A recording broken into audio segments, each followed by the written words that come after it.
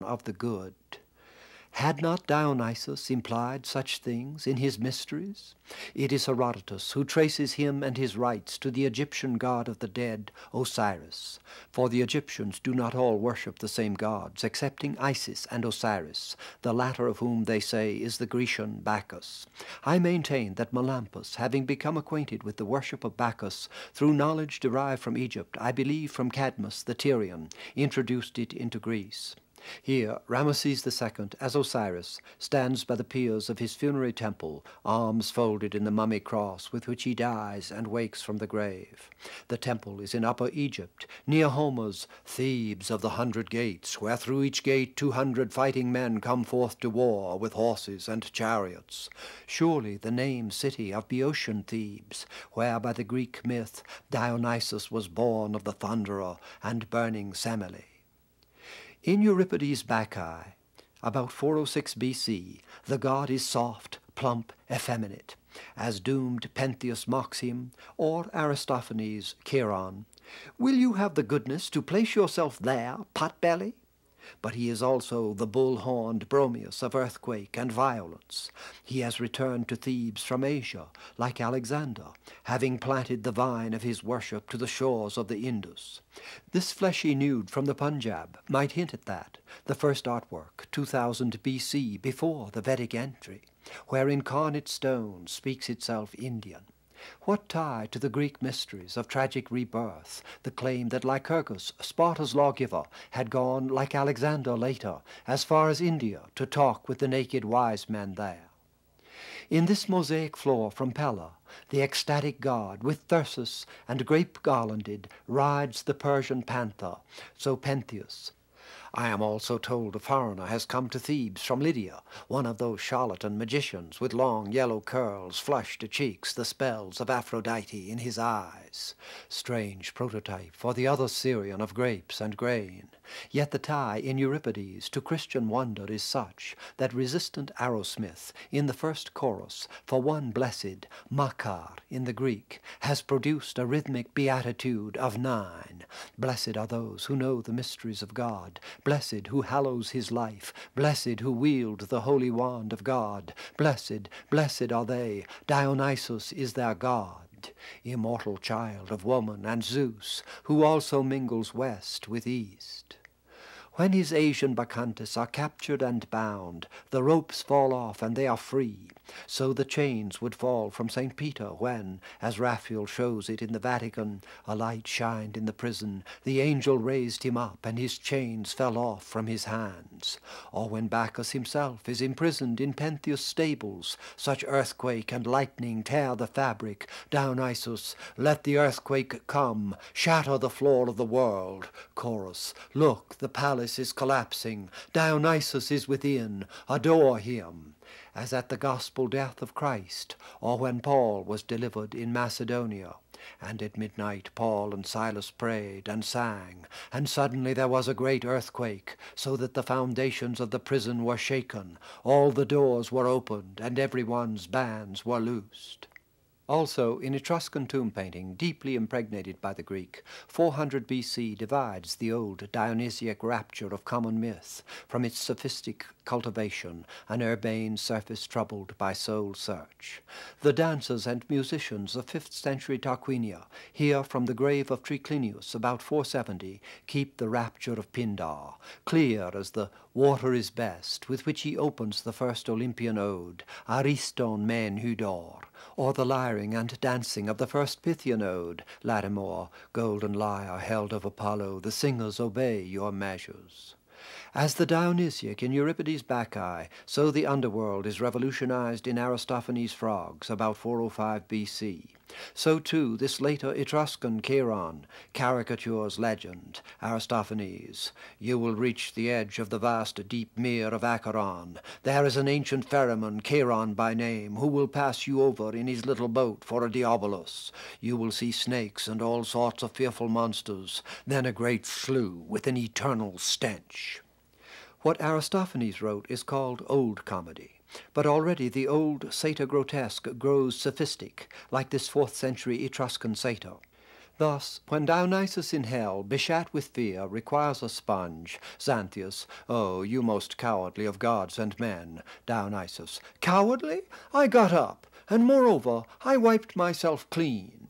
New comedy applies that personalized grotesque to commoner situations, as when the curmudgeon in the Menander play discovered not so long ago drives in the servant. Look out! Watch it! Clear out, everybody! Make way! A lunatic is chasing me! He's mad! Showers of rocks and flying clods! Help! Murder!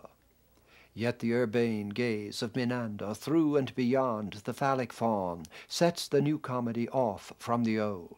Even the grotesque drops scurrility, leaves political lampoon. Like classical Homer, it assumes propriety. Most of all, where the comic issue in Aristophanes had been a civic god Paean and Bacchanal, it takes up now what comedy has clung to ever since, the private assuagement of romantic love, such an idealization as Plato's of the forms, Alexander's of world polis, or as this portrayed face of Menander. And what could compensate in Epicurean cosmopolis for the ebb of instinctive force, but the heightening, as also with our world, of conscious dream? So in Menander's play, the curmudgeon is reformed. I recognize how wrong I was. The true lover, I mean to take her in marriage with no dowry and to love her forever, persuades the girl and even his own father. The closing song and dance is of civilized victory. In joy or grief, some romantic loading has occurred. This 4th century veiled woman from Cyprus, with Meleager, translated by Herrick. That morn which saw me made a bride, the evening witnessed that I died. Those holy lights wherewith they guide unto the bed the bashful bride, served but as tapers for to burn, and light my relics to their urn. This epitaph, which here you see, supplied the epithalamy. The mythic phoenix Herodotus had doubted, and Tacitus would almost acclaim, aspires a soul search from the sensuous itself. I rose up to open to my beloved, and my hands dropped with myrrh upon the handles of the lock. I sought him, but I could not find him. I charge you, O daughters of Jerusalem, if ye find my beloved, that ye tell him that I am sick of love. But Jerusalem was still a suppressed pocket, Hellenism a vague malaise of refined delights. Aphrodite, like any dancing girl, bathing or coming from the sea. Had Degas seen this 200 B.C. bronze? In poetry, what had begun with 6th century Anacreon spread through the Hellenistic to bog down in rhymed translation. Depicted thus, in semblance warm, the Queen of Love's voluptuous form floats along the silvery sea in beauty's naked majesty. Around her pomp the Nereids play, and gleam along the watery way. Such mood-shadowed pleasure is nowhere more exquisite than in the late 4th and early 3rd century B.C. figurines from Tanagra.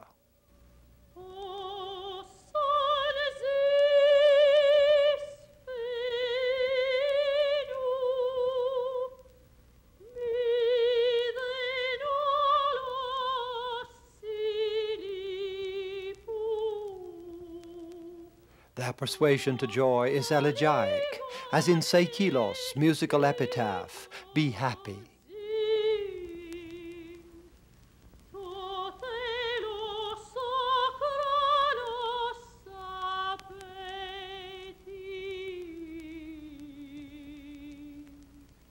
Or in the Germ of Marvels to his coy mistress, Asclepiades, 3rd century B.C., fits, You deny me?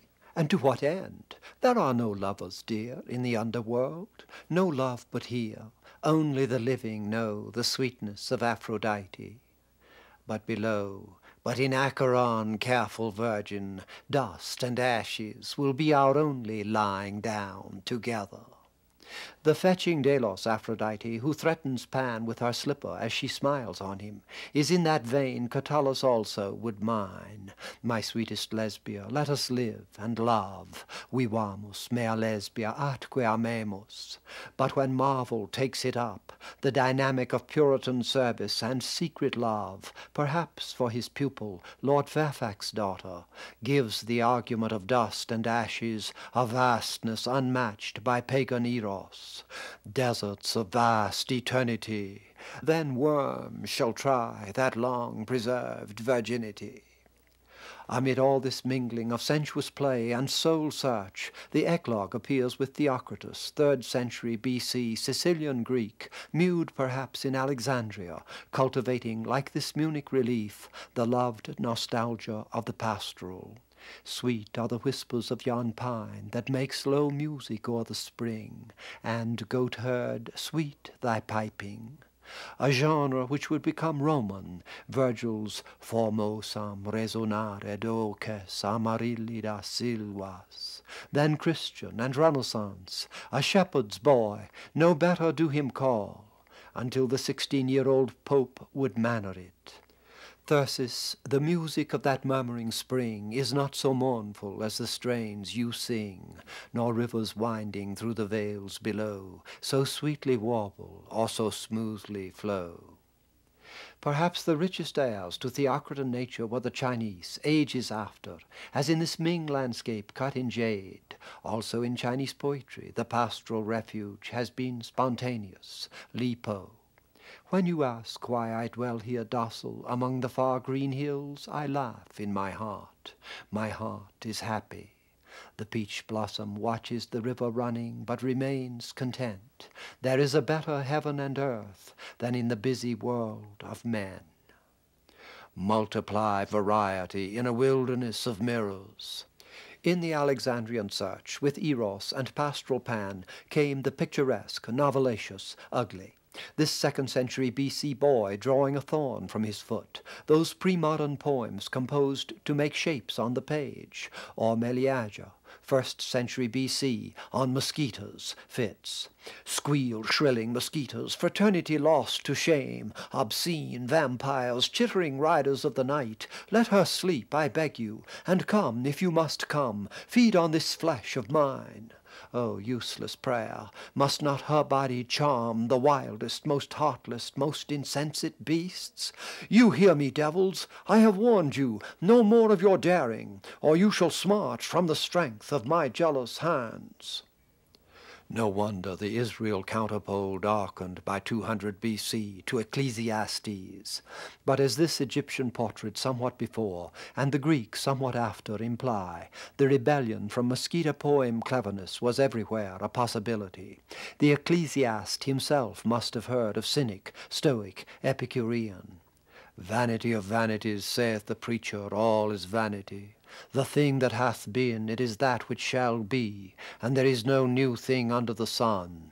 In much wisdom is much grief, and he that increaseth knowledge increaseth sorrow. I said in my heart, go to now, I will prove thee with mirth, and behold, this also is vanity. From the perspective of Alexandria, the Rome of this late Republican portrait was another Hellenistic city, though it spoke Latin and was infused with a stronger will to power and a deeper stoical struggle than the rest. So where Athens had been the counterpole to Jerusalem, Rome now becomes the absorptive complement. Ecclesiastes. I made me great works, I gathered me also silver and gold, so I was great. Then I looked on all the works that my hands had wrought, and on all the labor that I had labored to do, and behold, all was vanity and vexation of spirit, and there was no profit under the sun. How that deepening obverse of vanity, this encaustic from Roman Egypt, cries for faith. Remember now thy Creator in the days of thy youth, or ever the silver cord be loosed, or the golden bowl be broken. To separate nirvana soul from Gnostic body writhing on its cross. Between Euripides' Phèdre poignance and Racine's primal curse, le ciel mit dans mon sein une flamme funeste. Seneca hardens that action to a blind Roman storm, Theseus piecing together the torn disjecta of his son, as he commands of the self-murdered queen, Studley, "Stop her up, hurled into a pit, let heavy clods of ground lie hard upon her cursed head." The Laocoon has lost ground since Lessing, yet the combat of soul which had informed tragedy and was peaking in the Dead Sea Scrolls to a war of light on dark forged this last pain of the human family battling the Olympian snake. When Seneca's Tudor translator Studley, for one word, flammae, in the Latin, raps out a Peter Quince line, "the flashing flames and furious force of fiery fervent heat," he stretches a bombast which was there. Such overwrought pathos as from Scopus through Pergamum to Rhodes and Rome has tempted art critics to the term Hellenistic Baroque. Euripides' Medea may have moved that way. Far more this 1st century AD painting, yet Jason's cry for his slaughtered children is lyrical. If only I had not begotten them, to see them thus destroyed by you. The chorus rounds out the close. Zeus sends many fates from heaven. What was past hope God fulfills. The thing looked for does not happen. The thing not thought is what God wills. Such the outcome of this matter. In Seneca, a rhetoric weighty as Tacitus' Rome twists the Gordian knot of pain to stark cleavage. Through the vast spaces of high ether go, bear witness where you ride, there are no gods. Per alta vade spatia sublime aetere, testare nullos esse qua veheris Deos.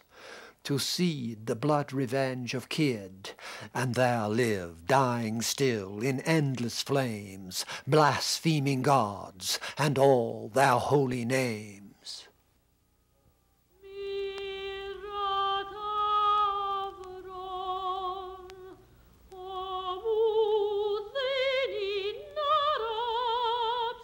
If only we could trace the same pathos in the lost wealth of accompanied song, from the Euripides fragment through these chromatic phrases of the first Delphic hymn to the music Nero would have played and sung while Rome burned.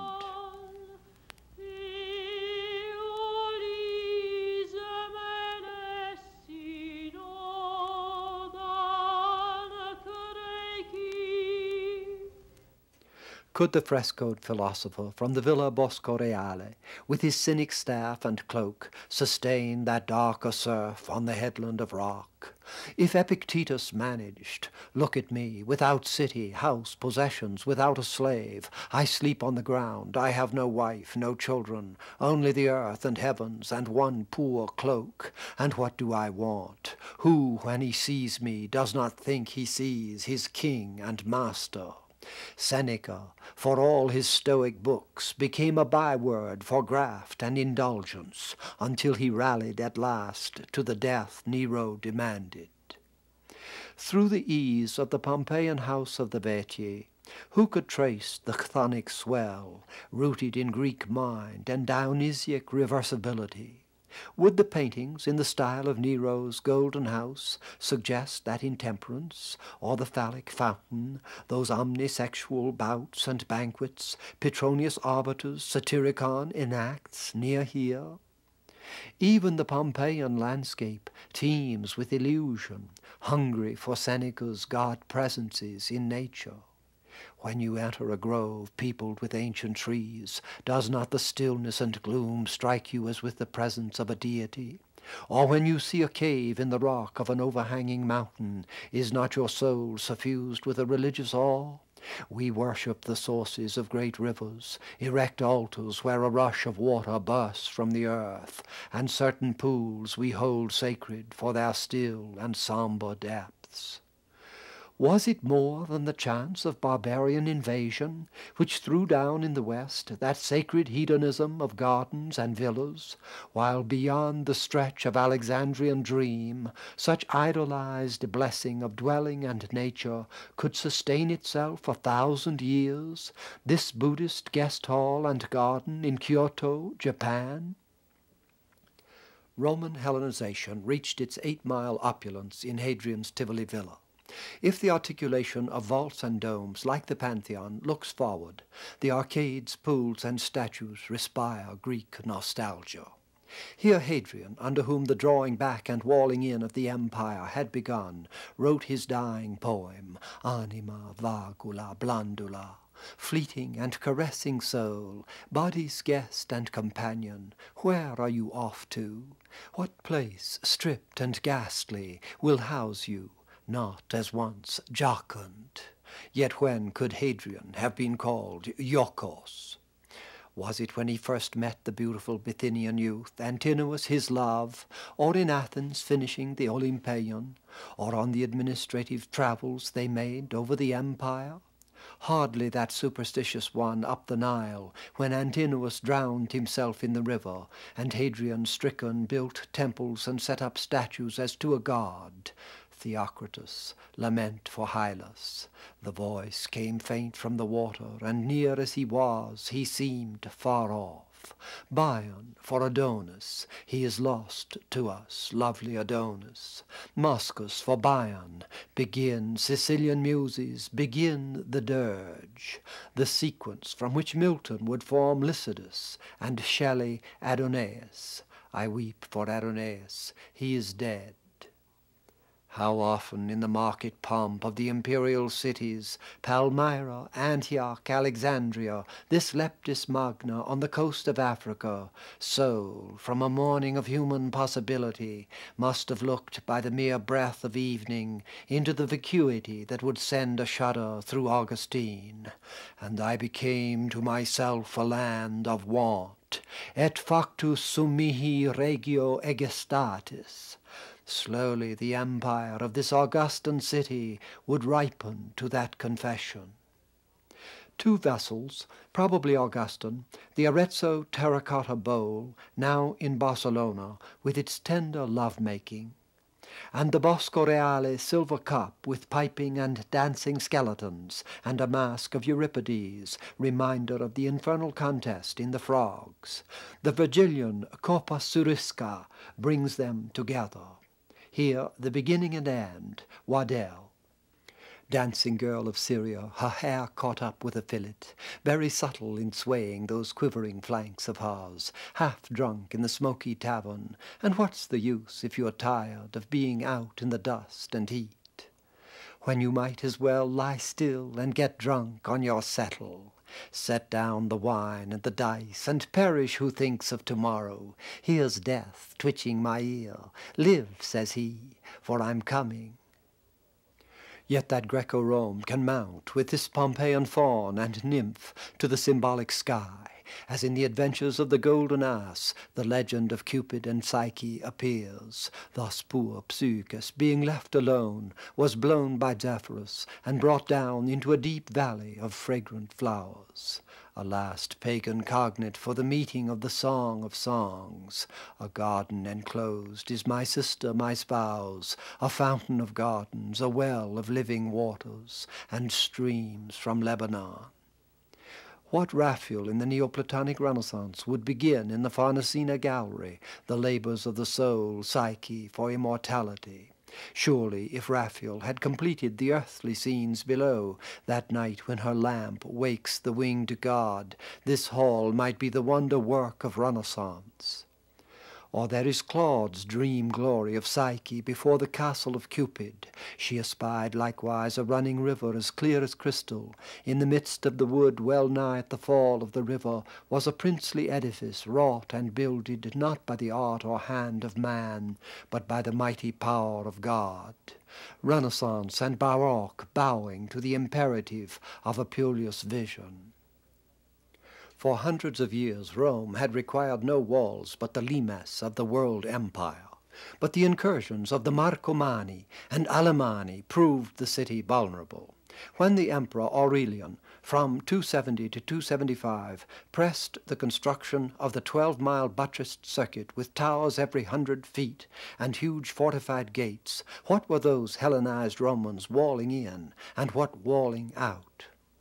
This first-century Augustus in the arched stonework of the theatre, not in Rome at all, but Orange, in that province to be named for the barbarous Franks, may symbolize what was hopefully walled in, what Caesar had inherited from Alexander and the legions from the Macedonian phalanx, the claim of an armored might which would pacify and civilize, spreading the arts of Greece.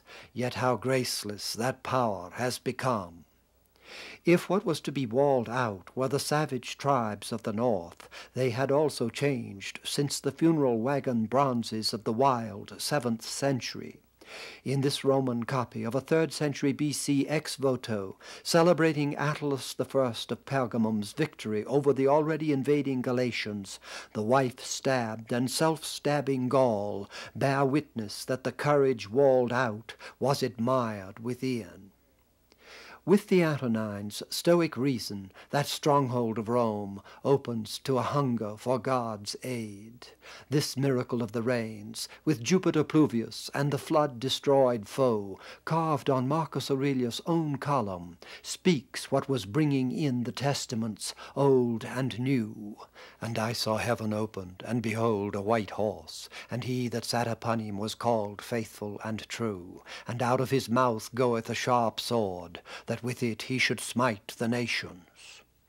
What mystery scenes of imperial apotheosis now assume! Hadrian witnessing his neglected Sabina lifted from the pyre, or this relief where the great winged angel of death and rebirth bears Antoninus Pius and Faustina skyward. All it lacks is faith, the substance of things unseen. For all flesh is as grass, and all the glory of man as the flower of grass. The grass withereth, and the flower thereof falleth away, but the word of the Lord endureth forever. And this is the word which by the gospel is preached unto you. There are discoveries of spirit so germinal as to affect the entire sequent history of the world and all its arts, yet so inward as to give at the surface hardly a sign of the incandescence in which they are conceived. Such the Hebrew ferment leading from the prophets through the Essenes to John the Baptist, Christ with his disciples, and Paul. Blake, who required visual arts, had to derive the whole Greek fruit of the muses of memory from the inspired lost originals of the Temple of Jerusalem. It seems more telling that the visual clue should be only these cliffs and caves of the Dead Sea Scrolls, occupied perhaps by the Khirbet Qumran from the 1st century BC into the 1st AD, the